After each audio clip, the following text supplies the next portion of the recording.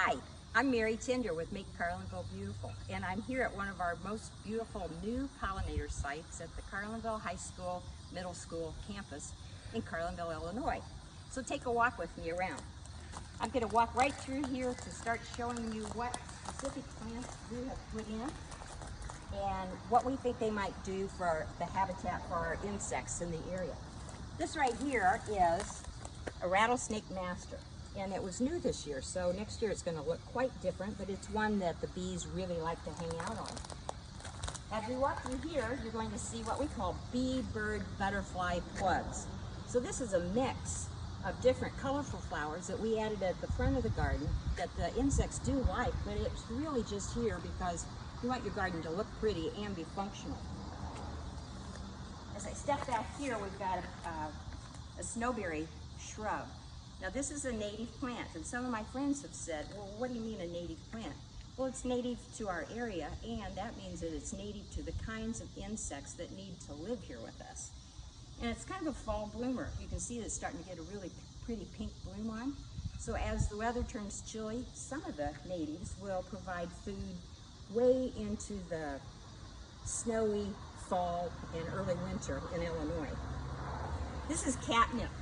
And you think it's just for cats? Well, it's not. The bumblebees were just having a ball on here earlier this morning. So we've got a lot of that was just naturally in this garden before the Girl Power team decided to renovate. So let me tell you about the Girl Power team. These are the best grandmas in Carlinville that like to pull weeds and get together and have a good time with their friends, even during a pandemic. So the girls turned up with masks on. I would send a text and we came in here and we started with a garden that needed to be totally destructed. Things like foxtail and old invasive pieces of vines that we don't even know what they were. We started with that and we pulled them all out, and now we're back to what it looks like today. You'll see that we have mulch. We were on a budget. We didn't have a lot of money for this. So we have free mulch from one of our power companies who would let us get a truckload, and the Girl Power team would scoop it in here, we'd spread it out, and then the school joined in, and the principal said, how would you like to try some pecan mulch? I've never used it. I'd like to see how it does. So we have two kinds of mulch in here that we're sort of doing a little test ourselves.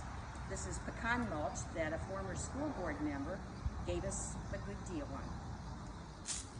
I'm going to take you back through the garden again. Right here, I don't know if you can see the bee that just landed on this milkweed.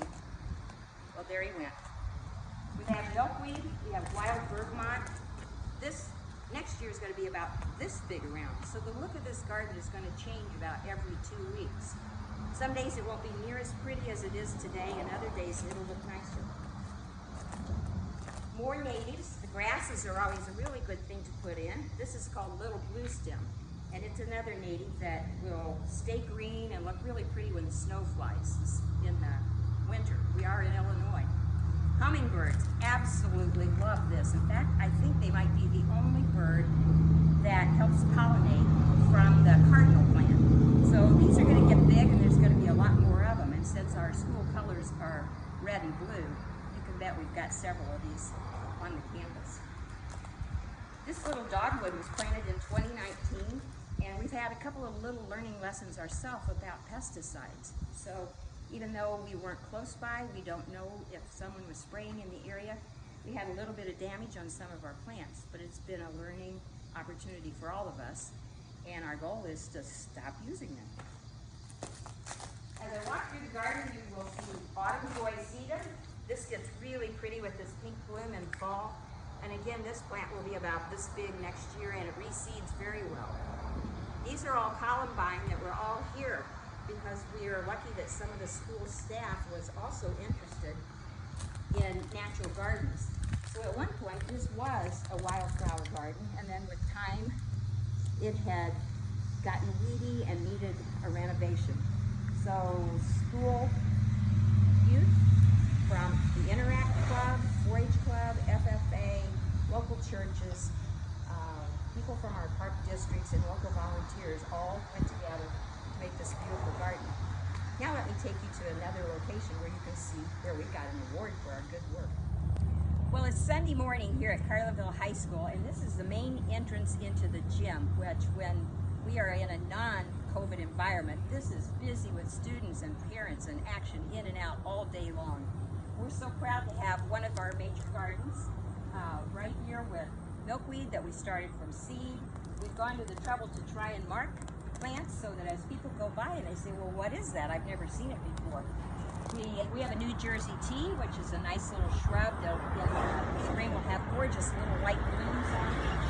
You're probably wondering, how do you take care of that and who funded this?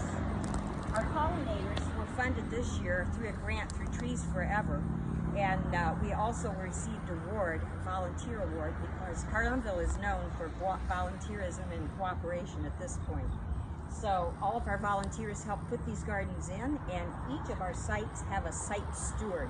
That means we have a family who has adopted this particular site, and it's their job to weed, water, troubleshoot, and if they see a problem, then they contact me or another master gardener so that we can take care of it. In this garden, we have a redbud tree. It's an eastern redbud.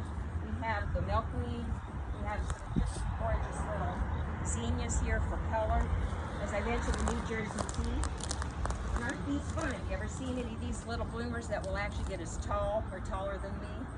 On the back side, we have some other plants, mainly just marigolds that just help with the natural environment to keep the pests away.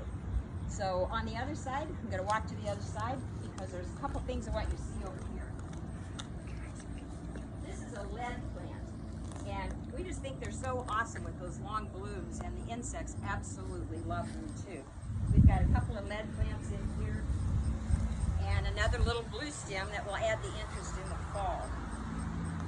So I'm going to wrap it up here at the school, and then our next mini tour will be at Granny Wilson's garden, where we use several heirloom seeds. We use seeds that from Pheasants Forever that was particularly branded for our area here in the Midwest.